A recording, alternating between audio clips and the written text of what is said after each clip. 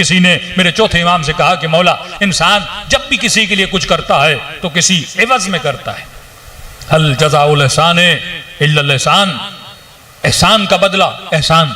आप किसी के साथ नेकी करोगे किसी बदले में, उसने शायद कल आप भूखे थे, खाना खिला दिया, लिबास नहीं था लिबास दिला दिया, आपके घर का और महीने का खर्चा तमाम हो चुका था, उसने आपको पैसे दे दिए, तो आप उसके ऊपर कुछ एहसान करते हो या इज़हार मोहब्बत करते हो। तो कहने लगा कि मौला, ये बच्चा जो शिकम में मादर में है, जब से आता है उस दिन से तकलीफ देना शुरू करता है। 9 महीना मां को तकलीफ देता है, खाने में पीने में तबीयत का बिगाड़, वोमिटिंग, मुख्तलिफ चीजें इस खातून के ऊपर आती हैं, लेकिन 9 महीना इस बच्चे को पालती है, हालांकि यह बच्चा तकलीफ देता है। फिर कहा कि मौला, जब यह पैदा होता है तो मजीद तकलीफ देता है, वो चाहे नॉर्मल डिलीवरी हो या ऑपरेशन के जरिए हो, किसी भी सूरत में तकलीफ मां को होती है। और कहा कि मौला, पैदा होने के बाद तकलीफें खत्म हो जाएं, लेकिन नहीं, तकलीफें फिर शुरू हो जाती हैं।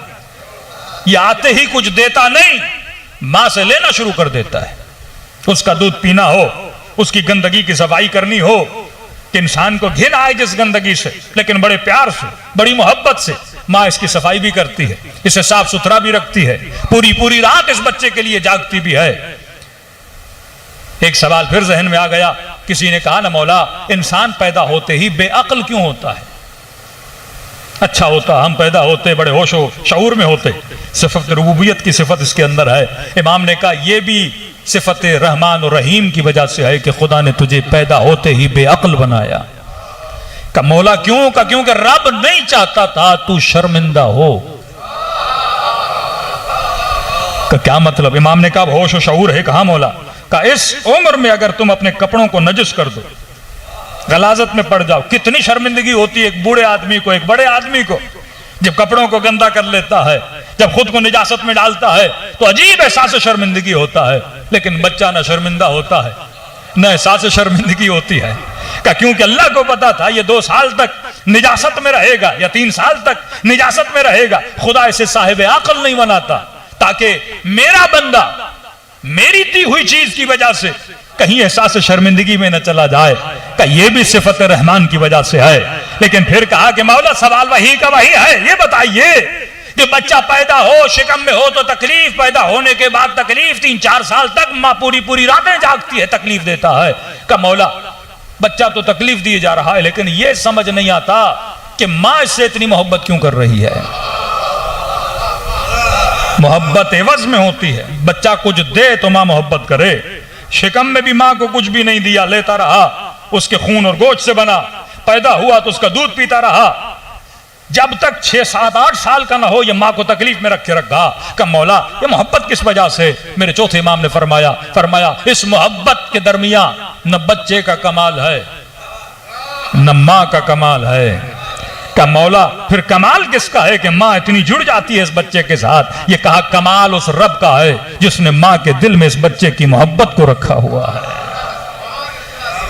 वल्लाह अगर सिफत रब को समझ जाएं तो दिन में लाख मर्तबा अल्हम्दुलिल्लाह है रब्बिल आलमीन को पढ़ते रहे कि हमद है, तारीफें हैं उस खुदा के लिए जो रब है। रब क्यों है? क्योंकि वो रहमान है, क्योंकि वो रहीम है।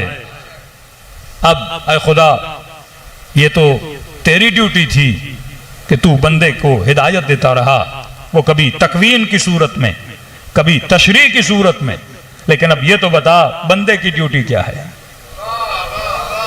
पहले खुदा ने बताया कि मैं क्या करता हूं, मैं पालता हूं, मैं रब हूं, मैं रहमान हूं, मैं रहीम हूं, मैं तुझे फर्श अज़ा तक लाया, मैंने तुझे नुत्फे से कंप्लीट इंसान बनाया, मैंने तुझे शऊर दिया, हिदायत दी, सोच दी, फिक्र दी, समझ दी। लेकिन ऐ खुदा जब इस कायनात में भेज दिया, अब ये तो बता कि मेरी जिम्मेदारी क्या है। तूने तो अपनी ड्यूटी पूरी कर दी, मुझे कंप्लीट इंसान बना दिया। अब अल्लाह बताता है कि सुनो तुम्हारी ड्यूटी क्या है। अल्हम्दुलिल्लाह रब्बिल आलमीन अर्रहमानिर रहीम मालिकी यौमिद्दीन। पहले ये समझ कि जब सब कुछ मैं कर रहा हूं तो मालिक कौन हुआ? क्या तू अपनी आंखों का मालिक? क्या तू अपने दिल का मालिक? क्या तू अपने वजूद का मालिक? तुम्हारी जहालत बताती है कि तू मालिक नहीं। मुझे नहीं पता दिल की धड़कनें कैसे चलती हैं। एक आंख का आई स्पेशलिस्ट 15-15 साल पढ़ता है, ब्रेन स्पेशलिस्ट 20-20 साल पढ़ता है, तब जाके उसे इल्म आता है कि दिमाग काम कैसे करता है, बॉडी काम कैसे करती है। तब अमीर फरमाते हैं कि मन आरफ नफ्सहू फकद आरफ रब्बह, जिसने खुद को पहचाना वो अपने रब को पहचान लेता है। मतलब उसकी मारिफत मेरी जात के अंदर छुपी हुई है। वफीक आलमुल अकबर, ये मत समझना तुम छोटी सी चीज हो, बल्कि तुम्हारे वजूद में एक कायनात समाई हुई है। जब इस कायनात को समझोगे तो ऑटोमेटिकली रब कायनात को समझ जाओगे। तो खुदा खुद बताना चाहता है कि समझो तुम्हारा रब कौन है। जब तुमने समझ लिया और ये एहसास हुआ कि कोई और है जो मुझे बनाने वाला है, वो और कौन है? वो मालिक यौमिद्दीन है।